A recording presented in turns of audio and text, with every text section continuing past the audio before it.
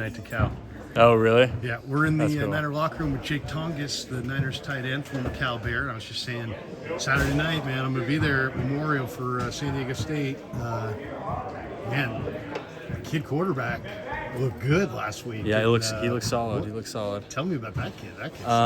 So I was never there with Mendoza, Yeah. but just from watching him and stuff, I can tell he's a player. He's more of a gamer, which I really respect. I caught the fourth quarter of that game last week. Yeah. I couldn't quite get it streamed for the full game, but I was really proud of the guys and the way they played. So. Man, you've been in the organization now for a couple of years. You were here last year on the practice squad. Yep. And then you showed up in camp this summer and just it's like you got to another level. So what did you do in the offseason? It was a lot of focusing on just getting stronger, becoming like a better blocker, being able to hold my own in that aspect. Because I always felt like the catching part and the running routes always came really naturally to me. So I wanted to focus on that part of my game and just take advantage of every rep to show I can do something, and just kind of took it one day at a time. So.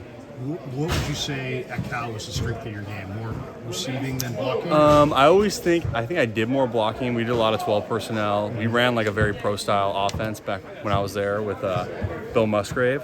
So I did do a lot of blocking, but I still felt like receiving was my strong suit.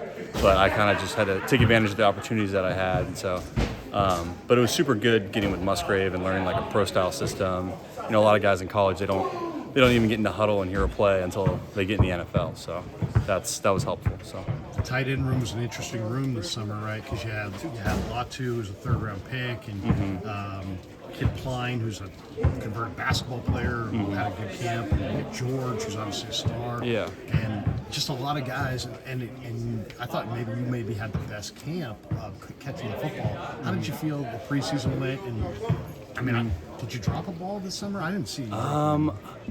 I don't know. Barsh, did I drop a ball? No, you never dropped the ball. I've never dropped a ball ever. No, I don't think I dropped any. But yeah, that's when you get the ball, you get lucky enough to get the ball thrown your way, you got to come down with it. So Right. That's kind of the mindset. What about this offense? Kyle, obviously a great play caller. You got all kinds of weapons. You scored about 30 a game. The line played incredible this last week. Yeah. This is probably easily the most explosive offense you've ever been in. Been a part of, for sure. To see this thing up close and see Yeah. Kyle design these plays, see the whole thing installed. Yeah. There's just so many moving parts, and everyone does their job so well. And I think you see a lot of guys try and emulate, what we do around the league. They try and run a lot of the same runs and do a lot of the same things, but they just don't quite, have it right. And I think that comes down to the details that, all the guys focus on, and when Coach Shanahan's installing what he harps on. So it's really just a well-oiled machine, and he's been doing it for so long. He's kind of, has gotten teaching it kind of down to a science. So. I've heard from guys in here that Kyle doesn't just call a play or design a play, that he literally will tell you what the mindset is, the motivation, what everybody's thinking. Does that help you to have all that background data as you're digesting all these plays? Yeah, because then you get a better understanding of like why the play is in for that week, and he kind of explains it and goes into how he thinks it's going to work out versus different coverages. If they play us this way, we're going to get to here. Or if they play us, this way, he's going to get to there. So there's really, on most plays, there's an answer for everything, which is super helpful. And, it's been really eye-opening to, learn from him and learn this offense. Tell us about yourself, man. So you made this team. Who did you call? This was a big moment in your life. Yeah. So, I obviously called my family first. Yeah. But I think they honestly... You have a big family? I got 3 siblings, family of 4. And I have a really big family in Cincinnati, Ohio, and another big family in Pittsburgh. So, Nice.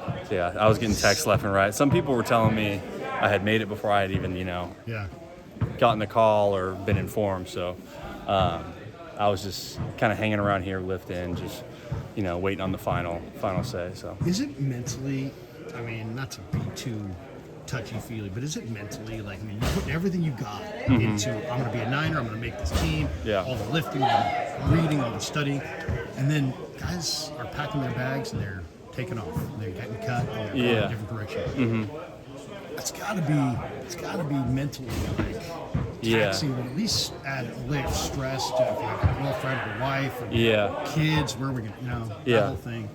How do you manage life in the NFL and be normal? Yeah, so you really just gotta roll with the punches and not worry about kind of what's happening right now and just kind of take it as it comes, right? My first year I was in Chicago and I loved it over there, and some stuff happened and I ended up getting cut, but obviously I got to come home and play for my hometown team. So there's always like a silver lining, and sometimes a new opportunity is good.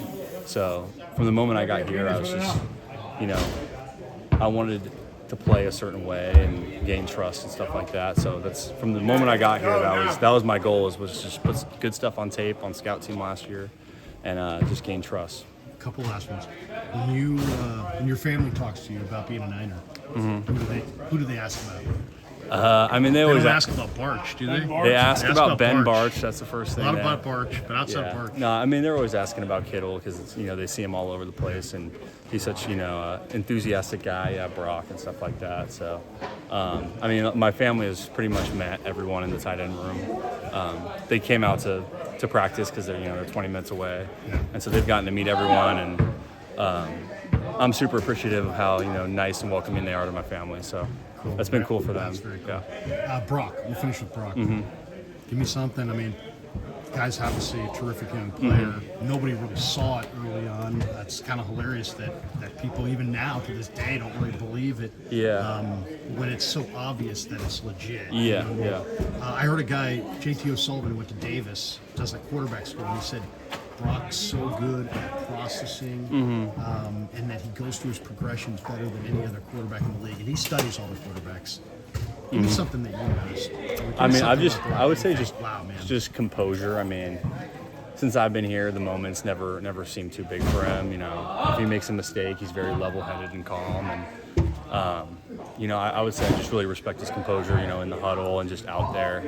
When the bullets are flying, he really does stay calm. And I think that's the biggest difference you see with college quarterbacks coming to the NFL is it's a more complicated system, more stuff going on, and they just kind of are all over the place. But he's locked in. So. Congratulations, man, on making this team. Continue living your dream, man. Thanks for the time and have appreciate you. Yep. Take Tonges. Appreciate you, man.